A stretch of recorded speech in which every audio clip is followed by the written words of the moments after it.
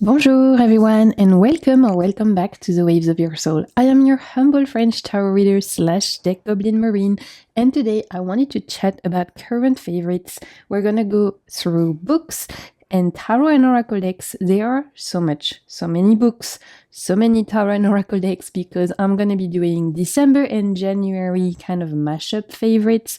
I didn't get around to doing my favorites for December because I was in the middle of Vlogmas and there was so much going on, so I thought I would do a mashup. There's so many stuff I want to share with you guys, so that's what we're gonna be doing today. Usual, you're gonna find in the description box chapters, so if you're just here for the decks, you can jump to that. If you want to hear about the books, and let me tell you, there are 20 books I want to talk about. I've been reading a lot in December and January, and I only picked the one that really stood out. You're also gonna find all the names of the decks, all the names of the books. If I have time, I'll put links. At least there will be names just in case my froggy French accent gets in the way and you're like, what the heck is this girl saying? It's all gonna be in the description box.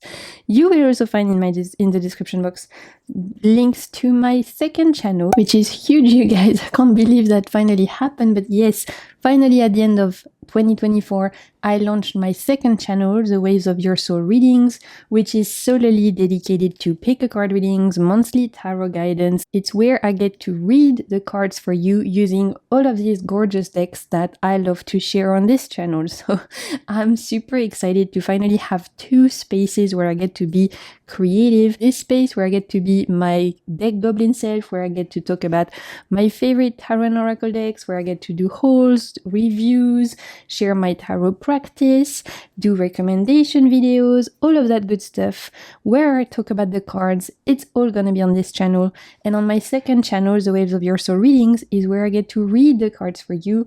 There'll be career readings, love readings, monthly guidance. There's gonna be astrology readings, so many stuff. We'll use charms, we'll use cards, astragalomancy, which is divination with dice. If you see a deck on this particular channel and you want to find out how it reads, chances are if you go on my second channel, The Waves of Your Soul Readings, it will be put to good use and you can see how that reads. So I'm super pumped, and I wanted to take this moment as this little life catch up with you guys before I get into books and decks to say a huge thank you for the welcome you've given to my second channel. Super blown away that so many of you are super excited about this venture, so thank you so much. And I also wanted to say a huge thank you for the success of Vlogmas. We reached 5K in December and I'm so grateful. It was amazing. It was a lot of work. I am a bit tired, which you might have noticed in January I've not been posting as much. I really needed a bit of a break. December was intense.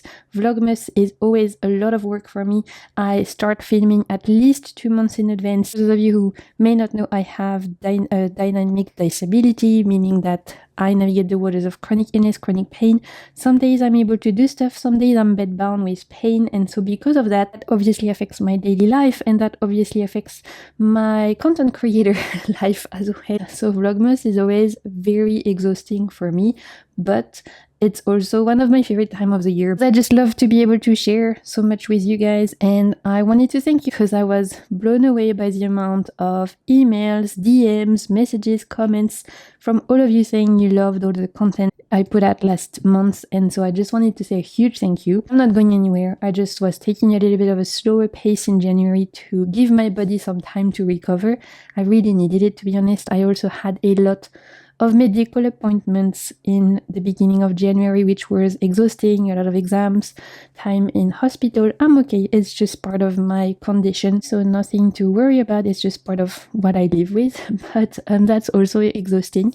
This is why I've been a little bit more quiet in January, but don't worry, I have plenty of content planned for this channel and for my readings channel for the rest of the year. I've also been super busy with paid readings, with my year ahead readings offering. Thank you so much to everyone who's been booking.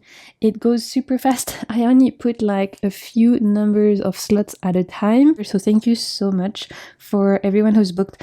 I've done about 40 now, which is quite a lot. Like, I didn't think I would be doing that much. Really proud of myself for that, because like I said, you know, navigating chronic pain, chronic illness, it's a lot. I wanted to say first thank you for everyone who's booked with me, because I really appreciate it, and I really appreciate all of your feedbacks. And I know a few of you are waiting. You've sent me messages asking if I was going to be re-putting new slots.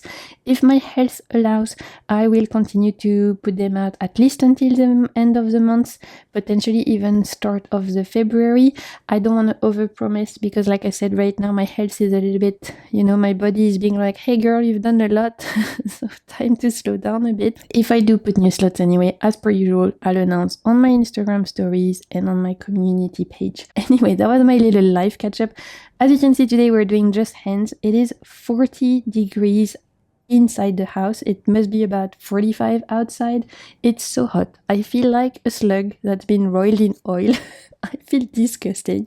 It's super hot and I'm quite flared up, so I really didn't have it in me to put makeup on, show my face, set up everything up, all of that. So we're just doing hands cam, but hopefully you'll forgive me. I'm just doing the best I can. You guys know that by now with me. So let's get into it. Let's talk about books. I have 20 books to talk about, you guys. Let's get into it.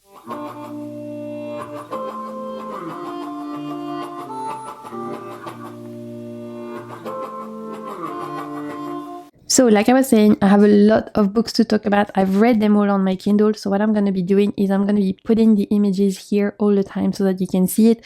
And of course, all the names are going to be in the description box. So let's get into it. The first book I wanted to talk about is that in December I read the last book from the Kindred trilogy called Heat of the Everflame by Penn. This is a third book in a romantasy trilogy. And you guys, this is my favorite romantasy ever read. I am very particular about romantasy because I come from the background of being a huge fantasy lover. When I got into romantasy, I was like, I want to see a romance in a fantasy kind of like setup. I want there still to be fantasy background, magic system, cool settings, interesting characters, because that's what I expect from fantasy books. So I have been really struggling trying to get into romantasy because sadly a lot of them disappointed me. A lot of them feel like, I'm gonna be honest, just smut in a kind of fantasy setting. Sadly, for a lot of the books I read, the characters are not really developed, the world building is just okay, and it feels like just a setup of events trying to get a fairy and a young girl to bang. That is a bit lazy. So I've been wanting to get into romantasy because I know so many people love it and I'm a huge fantasy lover, but I've been really struggling to find a good one. Let me tell you, you guys, if you like fantasy books, but you want to dip your toes into romantasy, you want something with good romance, but still excellent world building, excellent character written, interesting magic system, the whole Kindred trilogy, and I'm waiting on the fourth and final book, which I think is coming this year, is amazing. The best romantasy book I read, because actually I think it should be more called fantasy romance than romantasy. As for me, those books are definitely more heavy on the fantasy and a little bit less heavy on the romance. And the romance is actually beautiful. The characters are interesting. The way they fall in love is believable. They don't go from I hate you to I want to rip your pants out. Like the whole relationship, the way it evolves is well written, well thought out. I love also that in this trilogy we don't just talk about love in terms of romantic relationship, we also talk about familial relationships that are very important, like siblings, parents.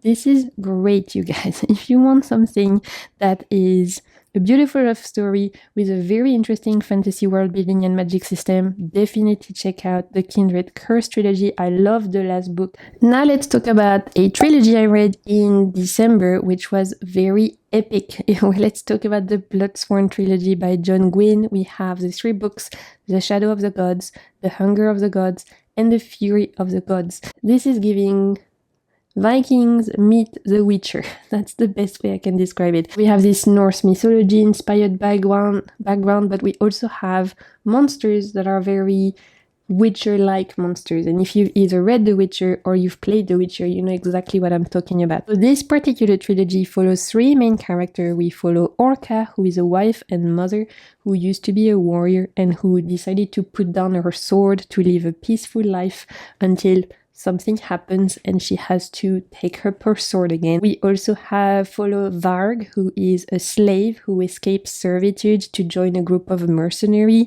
in the way to avenge his sister's death.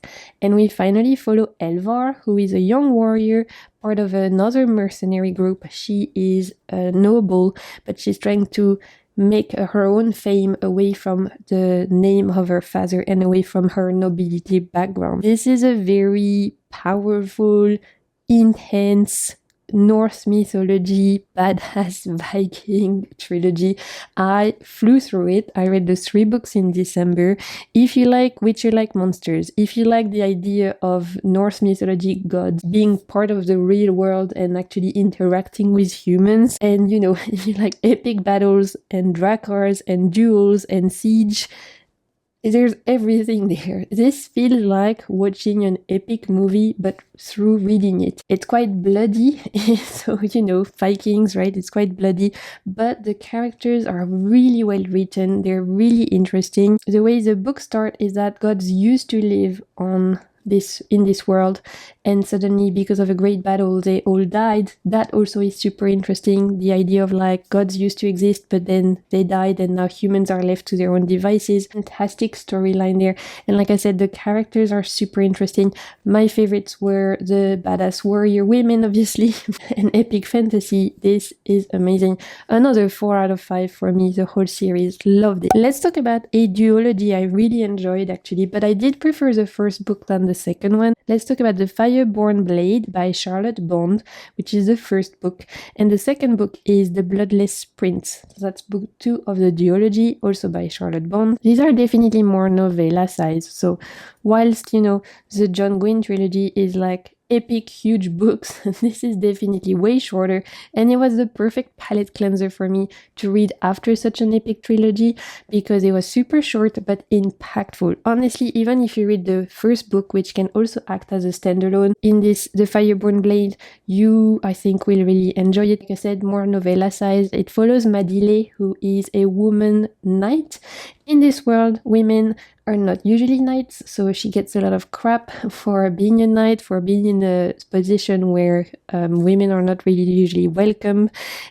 She's had really to fight for her spot, and because of some lack of judgment, she suddenly loses her honor and has to go dragon hunting to try and retrieve a famous blade to regain her honor and fame. So it's definitely a dragon hunting kind of typical story, but at the same time it's very unique than typical dragon hunting, as the way that the dragons are depicted in this world, whilst it's a novella, is really detailed. The world building for such a short amount of pages is so well done, so unique. The dragons depicted are very unique. The magic surrounding the dragons, I'd never seen anything like that before. It's a page turner, honestly, because it will keep you on the edge of your seat, specifically because when Madile gets to the dragon lair, as this is a dragon hunting quest, as soon as she gets there, this book takes a almost psychological thriller turn because of the nature of the magic of the dragon. She suddenly doesn't know where she is, there's confusion involved, and you as the reader gets confused as well. So the book suddenly blends fantasy with like a little bit of psychological thriller, and it is brilliant. I loved it. Definitely out of the duology, this was my favorite. A 4 out of 5 for me in terms of book. I really enjoyed it. And if you need, like I said, a little palate cleanser, if you want a fantasy book that is easy to read, you still have your stereotypical things you can rely on, like dragon hunting and stuff, but it's done with a twist. Really great. The Fireborne Blade is great. The second book in the duology takes a completely different turn. Obviously, I can't say too much because it's the second book. The characters are still really great and the world building is also really well done. So I did enjoy the second book. I enjoyed it less than the first. And again, short, easy to read, really good world building. So definitely enjoy these two books by Charlotte Bond, and I recommend it, especially if you need something like to get back into reading, you want a little palette cleanser, you want something easy to read but still impactful. I enjoy this. Let's talk about, I think, my only 5-star book of December, and that has to be The Girl Who Fell Beneath the Sea by Axie Oh. Oh my god, you guys, this was beautiful. It made me cry. It's a feminist retelling of a Korean fairy tale, or folk tale I should say, and it follows Mina, who decides to sacrifice herself to the god of the sea to protect her brother's fiance or her brother's lover, who originally was meant to be sacrificed to the god of the sea. She decides to take her place and sacrifice herself to appease the storms that are happening in her world. And so I don't want to get too much into it because this is a standalone, so I don't want to spoil you. Everything I'm telling you in all of those books, by the way, you find out in the first chapter, so I keep all of my mini reviews spoiler free. But this was a 5 out of 5. I laughed, I cried. It was beautifully written. I loved Mina as a character. I loved the setting, which was beautiful, this under the sea vibe, this ocean vibe. I love the Korean inspiration because it's not a kind of fairy tale or folk tales I'm normally familiar with. Overall, this story is definitely a story of family, of honor, of duty, and it talks about the power of ancestors, the power of family, the power of death. It was very moving. It felt like a soft hug and it was a delight. So highly recommend. If you want something gentle, if you want something beautiful, moving, poetic, with a little bit of magic and something that again is very unique, you know, the retelling of a Korean folktale, highly recommend The Girl Who Fell Beneath the Sea. For me, it was a 5-star. Let's continue. We still have so many books to talk about, you guys. I told you I'm back to reading right now. I'm not really watching any Netflix or anything. I'm just really back into reading. It's bringing me a lot of joy and I want to share it with you guys. So let's talk about a young adult fantasy standalone. This is called The Warrior of the Wild by Tricia Levenseller, and it follows the story of Rasmina, who is an 18-year-old girl who's been trained all her life to be a warrior and to follow in her father's footsteps as the chosen chief of her clan. And so in this particular world building,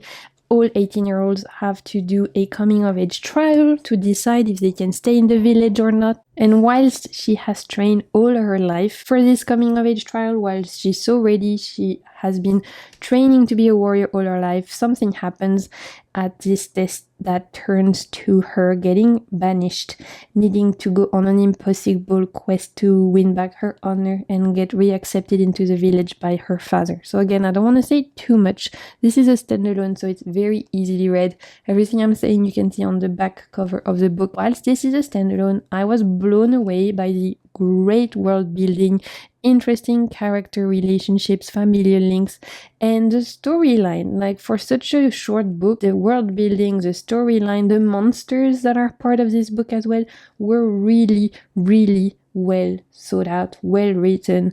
It's a page turner. I read it in 2 days and it was just really cool. And I guess it asks the question, how do you kill a god? Which was such a cool subject. Really great standalone YA fantasy. Again, if you need a palette cleanser, if you need something easy to read with a really impactful story, Rasmira as a character is very interesting. Her familial relationship is interesting. The monsters in this, you can feel, are dangerous. There is tension there is suspense. Just because it's YA doesn't mean it's like a little flat or anything. No, there's definitely a lot of things at stake, and I really enjoyed it. So, I told you at the beginning, we had the heat of the Everflame, spark of the Everflame, glow of the Everflame. That whole Kindred trilogy was definitely my favorite romantasy I've read so far. In December, I also read Artifacts of Uranus, book 1, 2, 3, and 4. These I didn't like so much because of how different each book was. Some books were really great in that particular, that's not even a trilogy because there's 4 books, so I don't know how you say that collection, that series. Some books were great, some books were not so great. So the books are Trial of the Sun Queen, we have Fate of the Sun King, we have Rule of the Aurora King, and we have Tale of the Heart Queen. And all of the books follow Lore, who is the main female character. Obviously, this being a romantasy, you can expect a main male character as well. It follows Lore, who has endured years of torment under the rule of the Aurora King. She's been living in prison with her brother and sister ever since she's been 12 years old. And suddenly she gets released from this particular prison and gets taken to another realm in this fairyland, because, you know, this is very romantasy, fairies, it's typical, full of tropes, you know. If you liked ACOTAR and all of that, it's very similar, although I think ACOTAR was better in my opinion. Suddenly she gets kidnapped to participate in trials to potentially get a chance to become the wife of this particular fairy lord. So it's kind of like Hunger Games meet ACOTAR, Court of Thorns and Roses. Apparently people who read Fourth Wings, there was also some of those Fourth Wings vibes there. I've not read Fourth Wings yet, it's on my list. I will say, I've read the 4 books, like I said, typical romantasy, full of tropes, full of enemies to lovers, typical. Honestly, you read it, you kind of understand already what's gonna happen. That being said, book 1 was super entertaining. It was kind of like Hunger Games meet the Fae World. I really enjoyed it. It was easy to read. Book 2, it was so boring. Nothing happened apart from pointless smut, which was super cringy to me. I don't really like smut that is pointless like that, you know. if the romance is like believable, I don't mind the smut, but if it's just smut for the sake of smut, I'm like, what's the point? So I really didn't like book 2. I almost DNF'd it. Then I thought, okay, Marine, you've already bought all the books on your Kindle, so just get through it. So I went through book 2, got through book 3. Suddenly book 3 was back to being more action driven, more fantasy based, less smut, more interesting character development, and not just the main male character and main female character. So I was back to enjoying it. And book 4 was a good conclusion.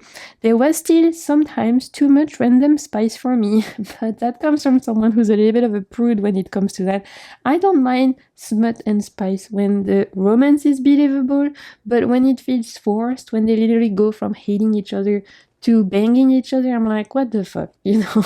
It doesn't work for me. Was it as good as the whole Kindred's Curse trilogy? No, because for me, Kindred's Curse is better because it's more fantasy leaning.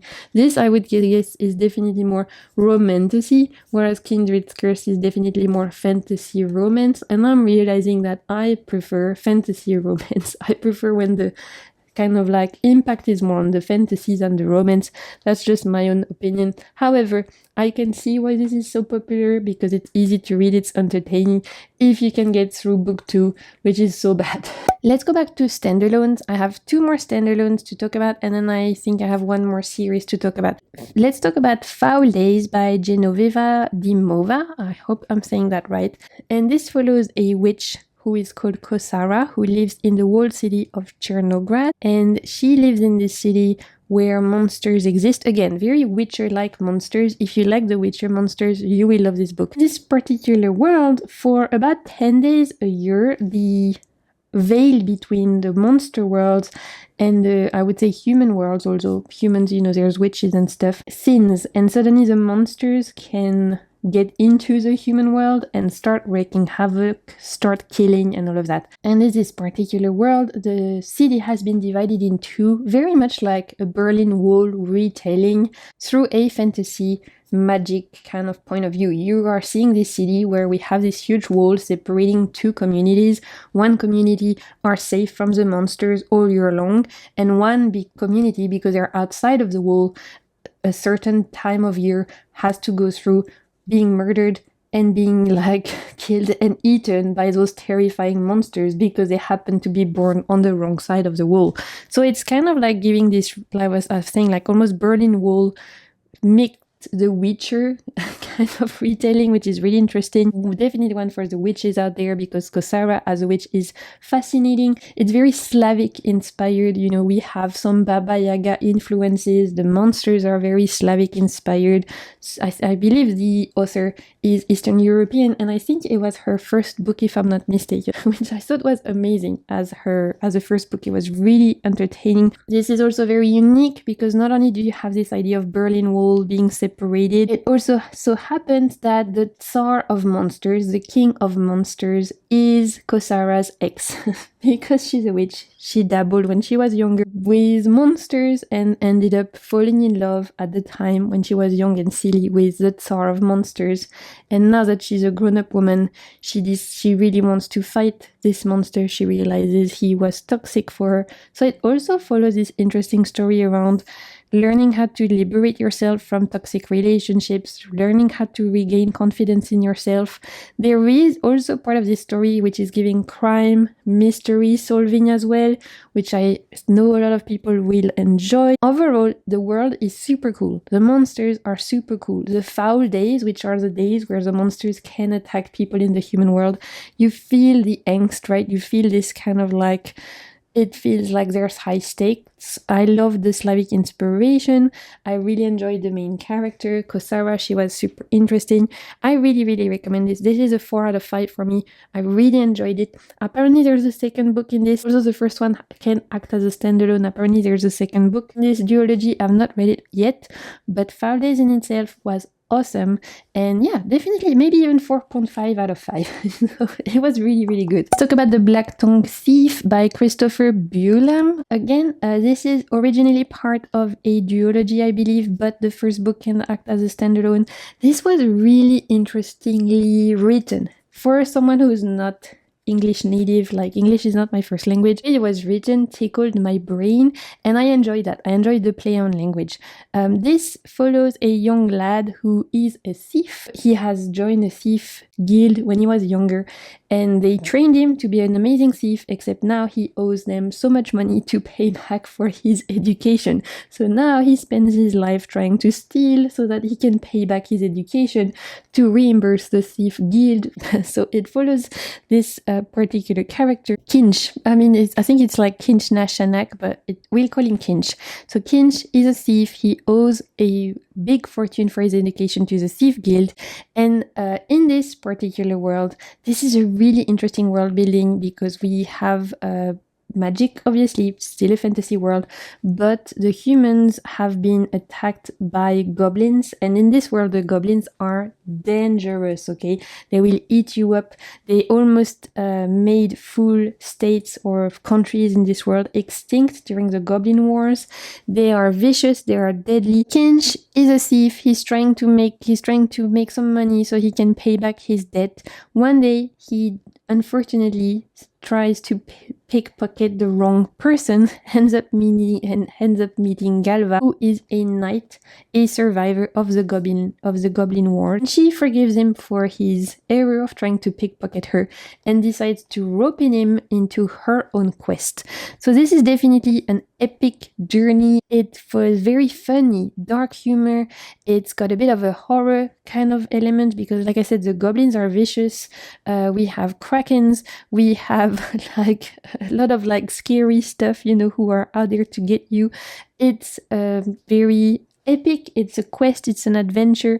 There are some political elements to it. Kinch as a main character is hilarious, a lot of dry humor, and one of his main allies is a blind cat. And if that doesn't convince you to read it, I don't know what will. This is definitely punchy, it's brave, it's gritty, a little bit dark humor, very unique compared to anything I read. Like I said, the writing, the actual English in it is super interesting, very punchy, very unique, I think, in that sense.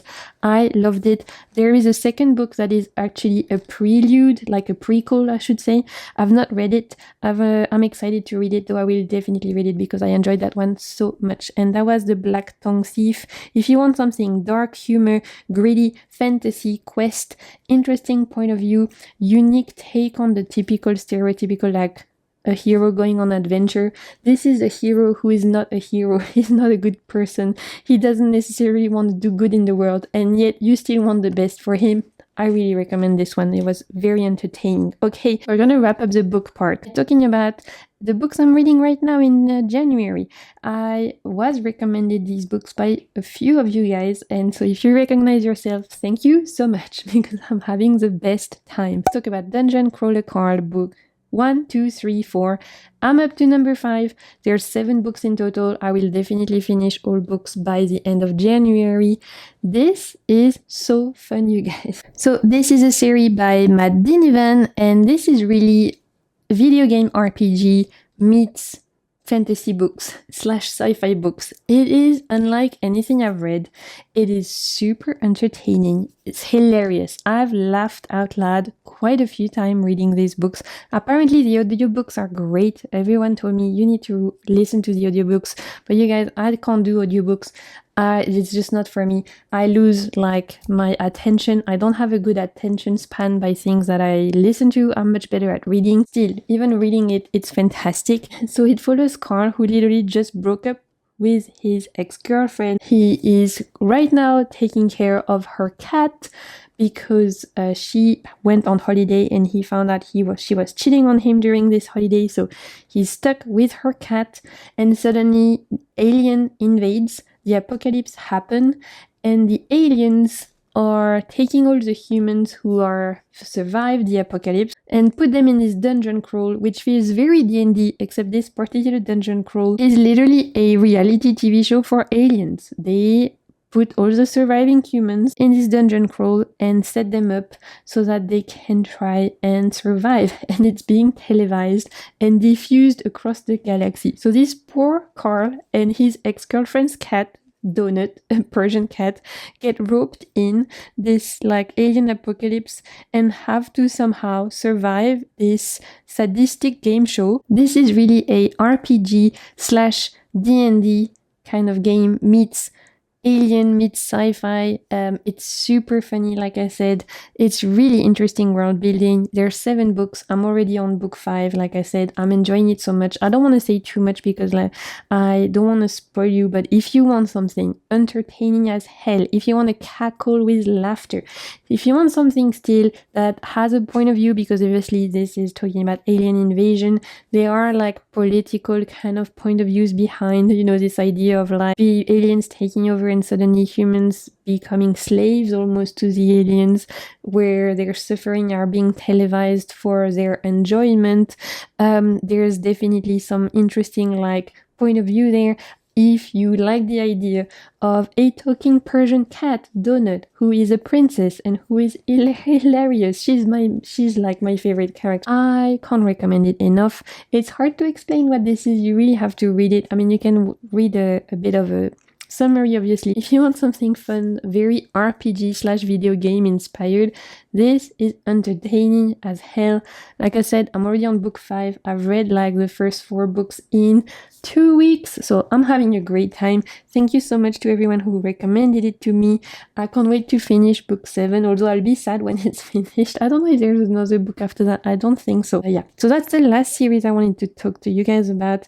Lots of books, lots of great books. Only one, like I was saying, Trilogy, I didn't know of that other romantasy one. What was it called? Trials of the Sun Queen and all of that. Other than that, it was mostly 4 stars, to be honest. So very great months of reading. Let me know in the comments if you guys have read any of those books, if you want to read any of those books, and of course, let me know from all the books I've shared today. If you have any recommendation for me, I love to hear your recommendations. I love talking about books. I love talking about decks.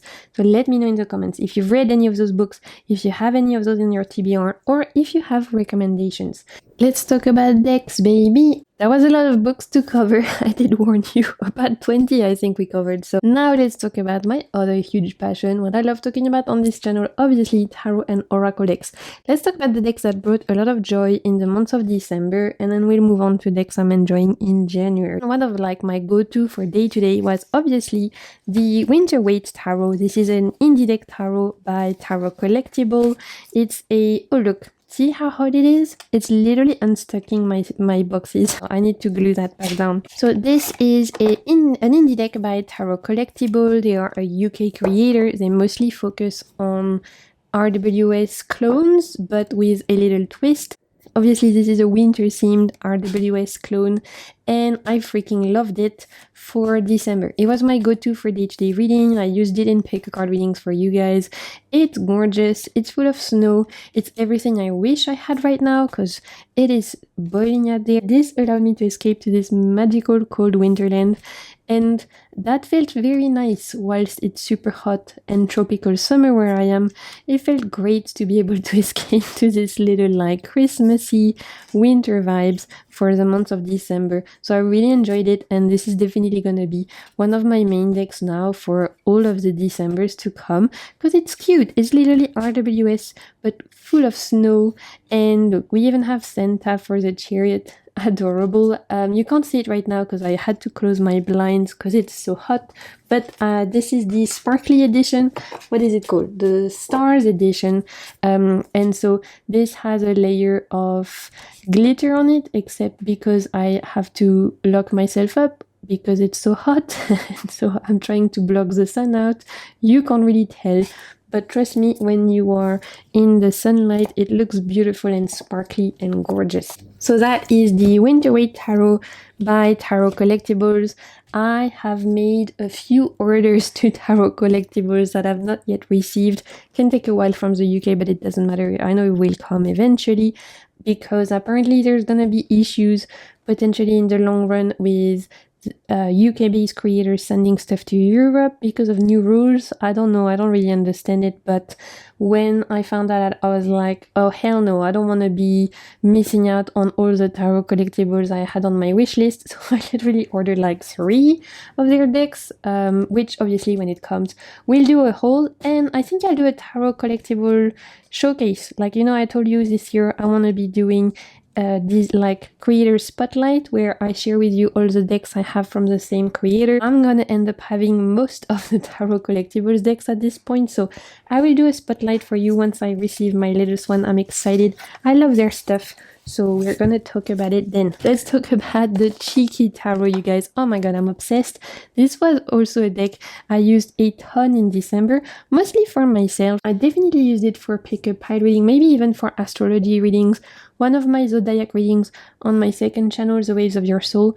Maybe this was my Gemini, actually. This was my Gemini deck. Now that I'm trying to remember because it was a month ago already I did those. But I know I used it for one of the signs, and I love this. This is another RWS. You're gonna see a lot of those in this video. I used a lot of that in December. I don't know. That was a mood. RWS clones with a twist. This is an indie deck by Danilo Sanino. Danilo is the creator of the White Fly Tarot, which is another indie tarot deck I love, and I just love his stuff. I think he's really talented and I enjoy his decks. So this is again RWS clone, but as the name suggests, it's cheeky. You know what? This is fabulous. I love this so much. This is definitely jumped way high in my good mood decks. This makes me happy. It's fun. It's an RWS, yes, but there are little details everywhere that will make you crack up and that are just joyful and sweet and cute. It's just really well done. For me in December, because I was doing a lot of videos, I was doing Vlogmas, I was preparing the launch of my second channel, so I was doing all of the zodiac readings, plus I was doing a lot of paid readings for you guys. For readings for myself, I literally just wanted simple, easy, no fuss. And so for me, that relates to RWS clones, such as the Winter Weight and this one. I don't have to think about it. I pull a card and I immediately know what it's trying to tell me. This is it. It's adorable. It's fun. There are little details that are cute. It's giving cartoonish vibe. I love the characters. Their little round nose is so cute. And yeah, this is such a fave, you guys. I'm obsessed with this. Even in January, I'm continuing to use this. I love the face of the Emperor. He looks so grumpy. I'm so here for that. Yeah, I think it's fabulous. For an RWS clone with a bit of a funny, cheeky twist, this is everything I need. Love it. Look at that. It's so cute. Yeah. It's just really fun. So the cheeky tarot, a huge fave for January, huge fave for December. This is a deck I'm using constantly for myself. It's a good mood deck. I don't want to put it away. It's bringing me fun, cute vibes. And I've had so many people message me telling me they ordered this deck after seeing it on my channel. It seems so many people are obsessed with this as well, which I'm really glad because this deserves a lot of love. It's a great deck. Let's continue. My December decks, apart from the Winter Weight and the Cheeky Tarot, my main deck for myself was this combo actually. It was the Boo Tarot and the Little Ghost Oracle by Celia Melville. Both of them. Celia is a French indie creator, but all of her decks are bilingual French and English, so you always get guidebook in English and in French, and you get the card meanings in English and in French. So here is the tarot. I won't go too long into this because you guys have seen this tarot deck so much. A lot of you either have seen them or you even have them. I know these are some of Celia's most popular decks for good reasons. I mean, it literally follows cute ghosties. This deck for about 2 years now, I think, the tarot, and it was one of my go-tos for Halloween time, spooky season.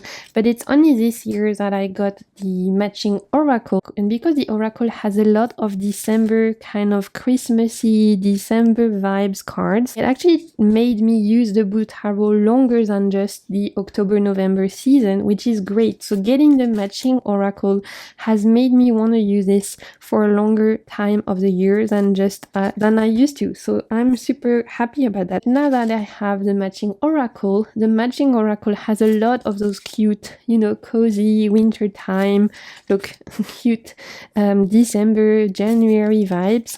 So now this is like, it kind of lengthen the time of me wanting to use the Boo tarot with, and kind of now this is a great deck for me to want to use from literally October all the way to January. Even though, like I said, I live on a tropical island and I don't have snow, I like to live my little winter fantasy through my decks, and so this is super fun. And obviously because it's matching tarot and oracle deck, it's enjoyable to use together. This is a great everyday card pool. If you want a cute oracle deck that is very rooted in practical day-to-day matters like cooking, dressing yourself, taking care of yourself, simple day-to-day things, this is that. It's very rooted in practical day-to-day, and so for a daily card pool, it's nice, it's not woo-woo, it's not gonna talk about archangels and chakras, it's really gonna talk about day-to-day things like, look, getting dressed, bonding. Here we're talking about intuition, we're talking about getting rid of things. It's very practical, very day-to-day. For that reason, I enjoyed these two more as a daily card pool. And these little ghosties, specifically in the tarot deck, are very mischievous. Like, they are just very, very cheeky. The oracle deck ghosties are a lot more grounded, so using them together gives this good balance. They balance each other out, I think. Together they make a good mix of being a little cheeky and mischievous and still being very practical and helpful for your day-to-day matters. Talk about an oracle deck, I have talked about it already on my channel. It won't be a surprise, I've been enjoying this in December because I've mentioned it a lot on my channel. I've used it in my astrology readings on my second channel, The Waves of Your Soul readings for each of the signs. I pulled a card for you at the end. It's l'Oracle Disney by Hachette Heroes. This was a Christmas present from my friend. It's a mass market French oracle deck and it's based on Disney characters. And you know what? It is so great, you guys. I'm really, really pleasantly surprised by how well constructed, how smart this is. I thought this was just going to be cute, Disney, Pixar character. I mean, I love that. I love cute. I love those movies. But I didn't expect this to be so well thought out and to be as, I would say, cleverly constructed than this is. The way that this reads is actually very heavily predictive leaning, meaning that this is more of a divination kind of deck, a predictive kind of deck rather than a self-love or, guidance, self-empowerment kind of oracle. And I thought that was really cool to mix Disney characters with predictive readings is super interesting. This is great for, if you have a question about day-to-day things and you want an answer, you pull a card and there you go. You will have your answer straight away. I'm honestly very pleasantly surprised by how much I've enjoyed using this and by how accurate it is. I did not expect this to be as accurate as it is. As you can see on each of the cards, you have a key sentence in French, and then in the guidebook you have about a paragraph. Super easy to translate, though. You would have no problem using this even if you don't speak French, because the language is very easy to translate. So for example, for Quasimodo, we have looking beyond appearances. For Sleeping Beauty, we have a message from your past. For Hercules, we have winning efforts. For that robot that I always forget the name, we have evolution. This is a bonded family. We have delay with Alice in Wonderland. And this mixes Disney and Pixar, which speaks to my inner child. I love Disney. I even prefer Pixar, like Ratatouille is my vibe up. I love that. Ratatouille, Up are some of my favorite movies. So this makes me super happy. And on top of that, it reads like a dream. Let's look at the guidebook. As you can see, quite short, very easy to translate, straight to the point. Great if you have a question, if you want to do a little bit of guidance, you have a question, you want quick answer, this will give it to you with a little added sparkle of cuteness and inner child vibe, which I'm all about. Let's continue with my December decks. Another kind of pairing I loved using in December was this one, which I actually mentioned in my favorite pairings of the year. So again, I won't go too much into it, but I just wanted to reiterate how great these are together. It's the Tarot Landscape by Vivida, published by Vivida. It's a mass market deck, and we have another mass market deck. This time it's a French mass market deck by Lolo Tu sais l'éléphant, and it's l'oracle de l'harmonie de la nature, literally meaning the oracle of nature's harmony. These are two great mass market decks. So here is the tarot deck and here is the oracle deck, and these two, honestly, they look like they belong together. They are so fabulous together. They're great on their own. Tarot Landscape ending up being a deck I use a lot for professional readings for clients. It reads like a dream, but accompanied with this particular oracle, it gives me, for my own readings, a really sweet, gentle moment to connect back to nature. Because this is a very nature-based kind of tarot, we have mostly landscapes, although on each of the cards we have an animal, but the animal is mostly hidden away. And because this is mostly, again, landscape, nature's landscape, if we have humans, they are very small in the image. These two are just so nice together. They feel like a breath of fresh air. They feel like I can, take a big sigh. It feels like touching grass, even when on the days I'm stuck in bed, I can't really move, I can't go walking or hiking, which is something that I normally love to do to help me come back to my body. Some days, because of chronic pain, I can't do that. Those days, using decks like this help me to come back to my body still, even when I can't physically be in nature. And they also remind me that nature is everywhere, that I'm part of the great web of being, just like everyone else is.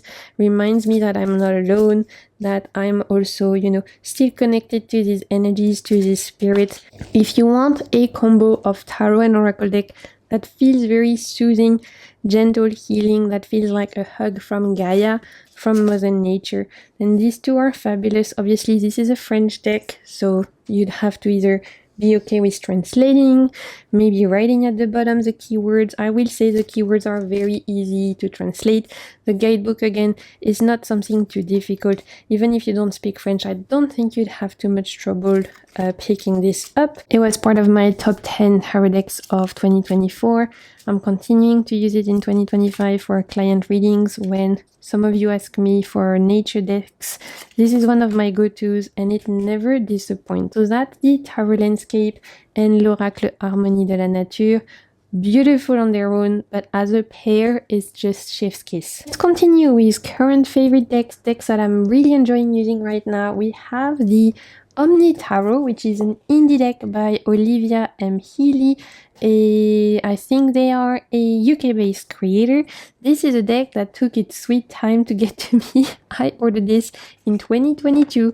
It arrived to me just at the end of 2024. I think this deck has been going on adventures without me for a really long time. Finally, at the end of last year, it decided to arrive. And you know what? I'm glad.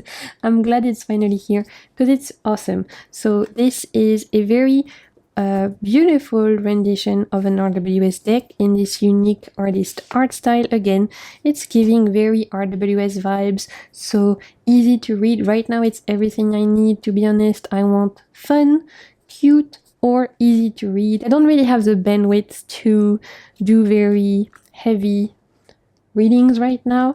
I want fun things, I want simple things, I want cute things, I want colorful things. That's the vibe for me for January, and this is everything that I could want. It's got fabulous outfits, cute people depicted. I love the color palette.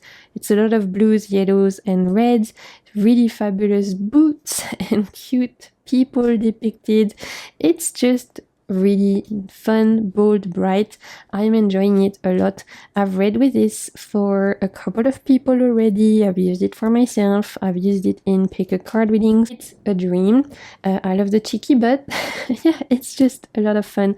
Very fashion in a sense, very bold, graphic, and super easy to read right now, which is exactly what I'm needing.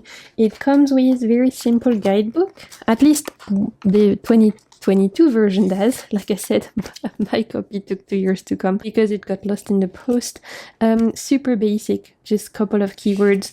I don't know if that's still the case, but it's definitely heavily RWS inspired. So if you pull up RWS meanings on the internet or whatever for all of the cards, you'll be able to use this deck alongside. I just love the vibe, like the graphic design vibe. It's just cool, right? It's a cool deck. It makes me feel cool when I read with this, and I'm anything but cool, you guys. I'm very uncool. It also makes me feel like I could be a nonchalant bitch, which I'm really not. I am a chalant bitch, okay? I'm bothered by everything. I'm not nonchalant and I am not cool, but when I read with this, I can pretend I'm cool and I can pretend I'm nonchalant. It's fun. Awesome color palette. It looks striking when you do a spread with this, and I'm really glad it finally arrived because it makes me happy. Super cool, vibrant deck. But let's quickly talk about my favorite deck of all time. I show this in most of my videos, but of course we have to talk about the Joe Sparrow Tarot. I have the first edition. I heard that there's a second edition now with a different box. Some of my friends have ordered it. I mean, look, the amount of people who have ordered this deck because of me is insane, and I'm very happy about it. I'm proud that more people can get their hands on this. I know this was unavailable for a long time. I think it's back in stock now. It's by an indie creator, Joe Sparrow, who is UK based. This is a very affordable indie deck. I think last time I checked it was still below £40, and it's my favorite deck ever. I love this so much. You guys know I talk about it all the time, and why it's in my January favorites specifically is because I did my own year ahead spread with this. I use the same year ahead spread I use for you guys when you book your paid readings with me, and it was amazing. I'm not me tooting my own horn about the spread, I'm talking about the deck. The deck was amazing for this. I don't know, it's like we are, you know, it's like my soulmate, this deck. It's just everything about this feels like it speaks to me. I love every single card. There's not one card I don't like. I love the interpretation. I love the cartoonish art style. I love the gamer vibe of this deck as well. It's fun, it's colorful, it's smart, it's good mood, it's bold, it's everything I love. This is one I would get buried with so I can read for the ghosties in the afterlife, and it did not disappoint again for my year ahead. I was millionairing for ages about the deck I wanted to use for my own year ahead reading, because when you have a lot of decks, sometimes that can be an issue, right? First world problem. But sometimes when you have too many awesome decks, you're like, damn, which one do I want to use for my own year ahead reading? And I was like, come on, it has to be the Joe Sparrow. There is literally no competition. And it read like a dream. Every time I pick it up, it's like, hey, it's me, your bestie. Did you forget about me? No, I'm gonna remind you how awesome I am. It does that every single time. I'm so grateful for this deck. I am very tempted to order the second edition, but apparently only the box changes. So I don't know, but also I'm waiting for my friends who have ordered this. I think Cassandra from A Riffle in Time just ordered this actually. So I'm waiting for her to tell me if there's any art style changes, and then I'll decide if I order another copy or not. Because I don't really do extra copies of decks. I don't like having a deck in several format or several copies. I mean, format are okay, like if I have a deck in a tin and a deck in normal size. But even then, I try to not have copies of decks because I have enough decks as it is. I don't need I really don't do the whole spare decks or whatever people do. I don't do that. I have enough decks as it is. I don't need spare copies.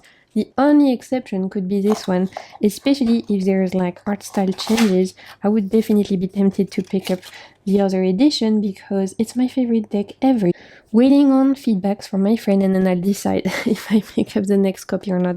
Let's talk about this cutie that I received in December. Or when did I receive this? Yeah, December, because I was using this already in December.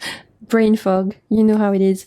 This is the Cardamom Dreams Tarot. This was a Kickstarter I backed in July, August, I can't remember. Backed it in 2024 mid-year, and I received it early December, I think. So it was pretty fast in terms of Kickstarter experiences for me. It was definitely a quick turnaround.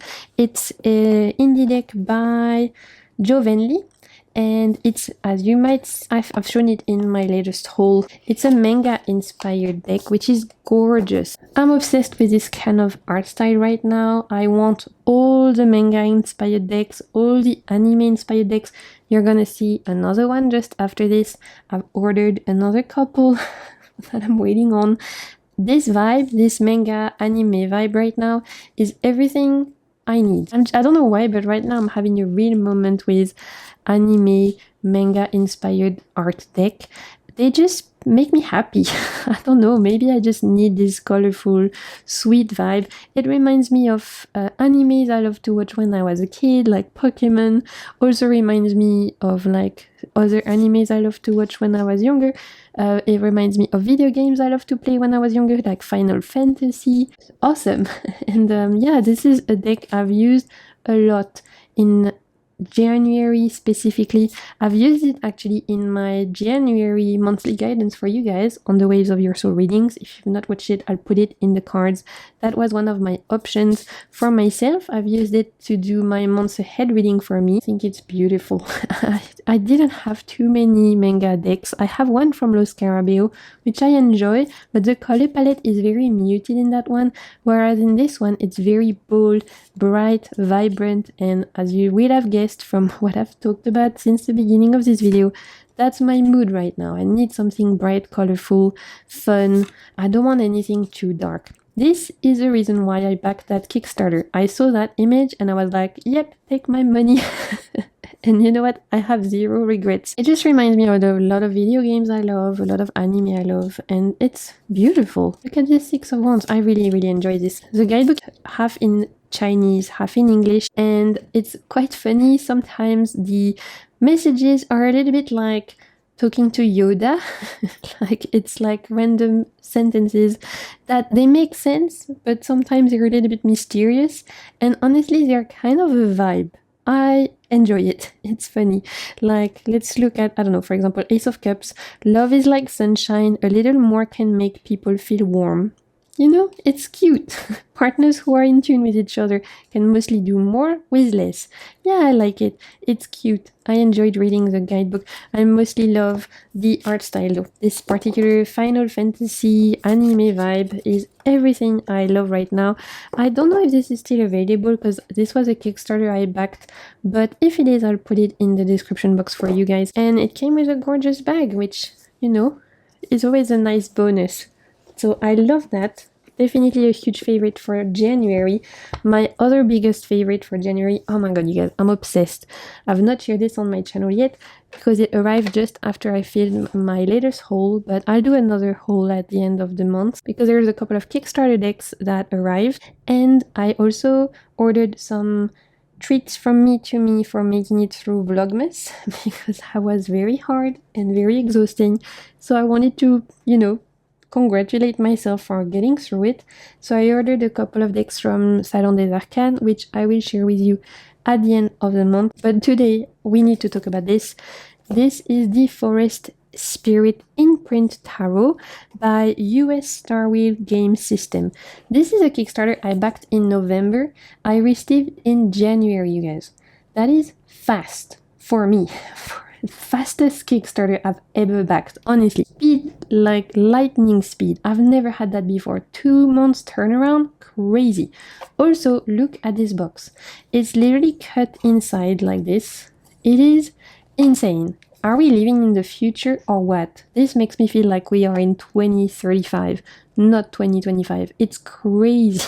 Look at that. I've never had anything like this in my life in terms of tarot boxes. The effort around production quality, come on. Genius. Okay, this I'm absolutely obsessed with. This was a Kickstarter. I don't know if it's still available or not. If it is not, I'm really sorry, you guys. You missed out, honestly. I really hope you can still get this. This is gonna be, I'm pretty sure, in my favorites of 2025.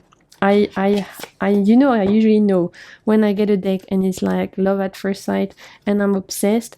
I kind of know already. And this, oh my god, is so good. Okay, this is giving me my Ghibli lover heart, everything I did. So here is the guidebook. We really well done. These gorgeous illustrations. And then we have a few messages for the majors. Really well done, actually. The guidebook is great. You have what they call the secret, keywords, upright keyword, reverse keyword.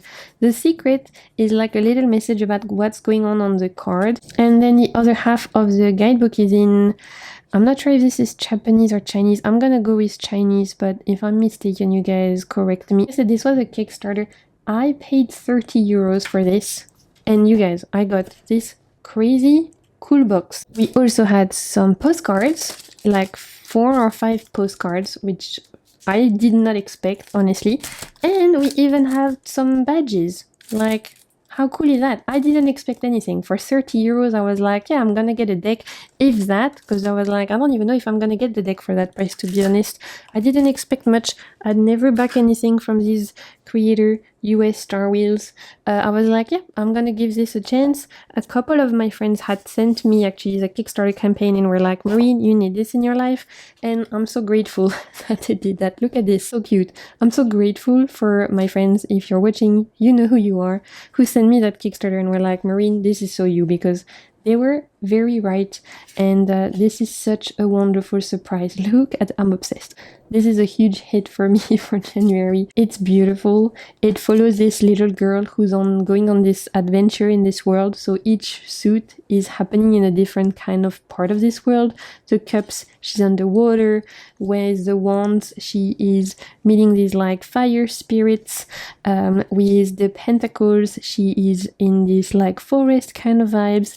It's all very cute, very Studio Ghibli, so gorgeous and just very magical and whimsical and fantastical, and it makes me so happy.